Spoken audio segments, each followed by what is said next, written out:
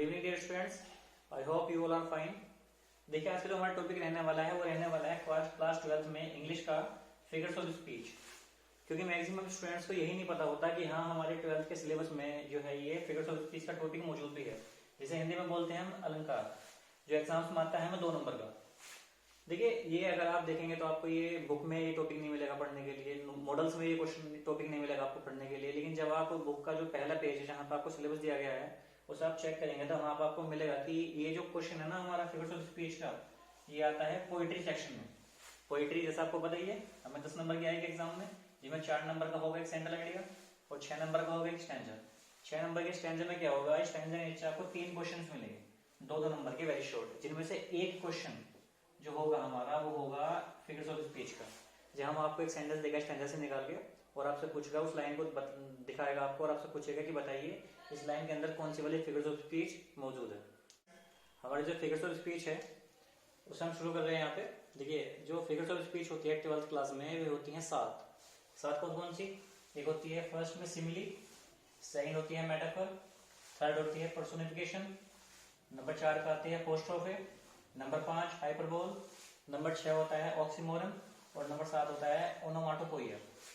ये जो 7 figures of speech हैं 1 2 3 4 5 6 7, ये 7 आपके सिलेबस में है। इन 7 में से ही कोई एक क्वेश्चन आपको दिया जाएगा इन 7 में का, और आपसे पूछा जाएगा कि इन 7 में से कौन सी वाली फिगर्स ऑफ स्पीच ऐसी है जो इस सेंटेंस के अंदर यूज हुई है। आपने केवल उसका नाम बताना है, आपको एग्जाम्पल नहीं देना।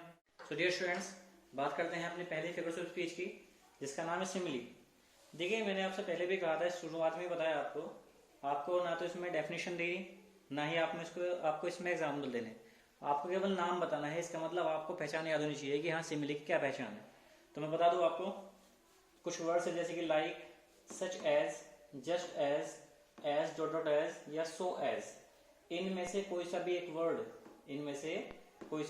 वर्ड अगर आपको किसी सेंटेंस में लगा हुआ मिलता है तो इसका मतलब वो सेंटेंस होगा आपका सिमिली का। जैसे कि एग्जांपल है यहाँ पे, I wondered lonely as a cloud, तो एज वर्ड का यूज हुआ इसमें।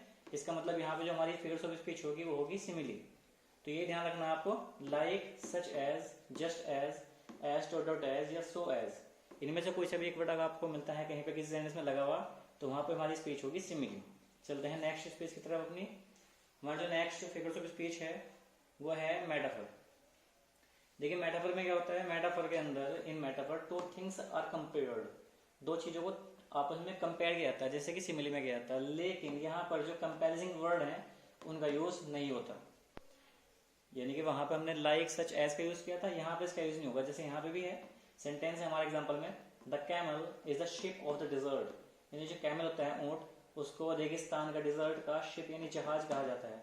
तो कैमल की जो कंपैरिजन किया गया है, कैमल यानी ऊंट की जो तुलना की गई है वो की गई है शिप से, लेकिन इसमें कोई भी कंपैरिजिंग वर्ड नहीं है। तो इसका मतलब यहाँ पर जो हमारी फिगर्स ऑफ स्पीच होगी वो होगी मेटाफर। थर्ड जो हमारी स्पीच है फिगर्स ऑफ स्पीच, उसका नाम है पर्सोनिफिकेशन।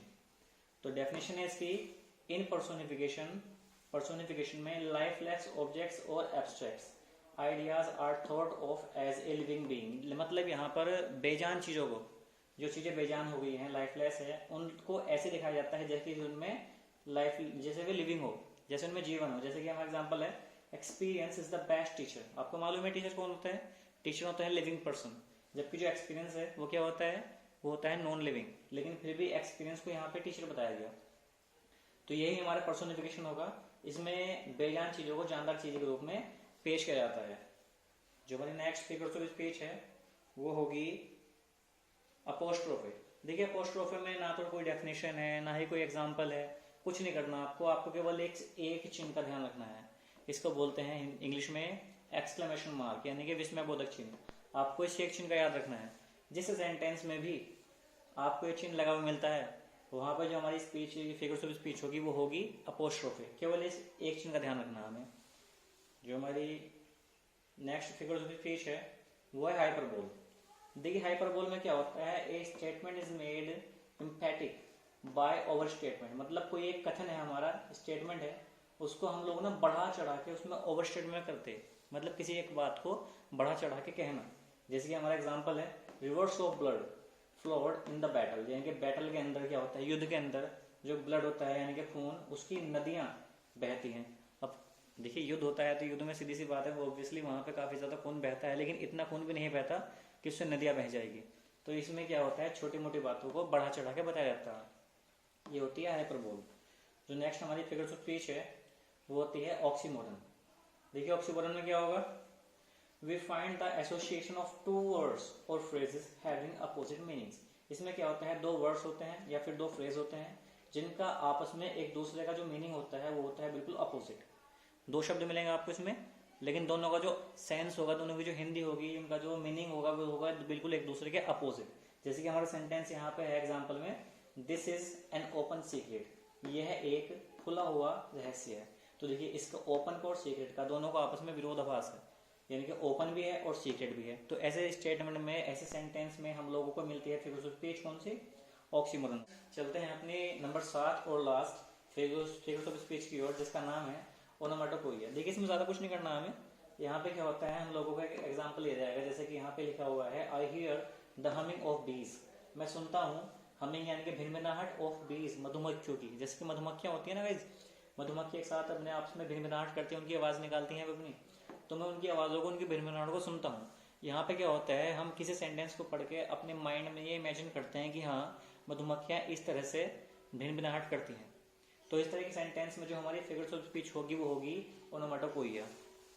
डियर स्टूडेंट्स, ये थी हमारे आज की क्लास, जिसमें हमने क्लास 12th में जो टॉपिक था हमारा फिगर्स ऑफ स्पीच, जिसमें 7 स्पीच है हमारे पास, simile, metaphor, personification, apostrophe, hyperbole, oxymoron और ओनोमेटोपोइया, इन 7 के बारे में पढ़ा और सीखा। आई hope you like this video.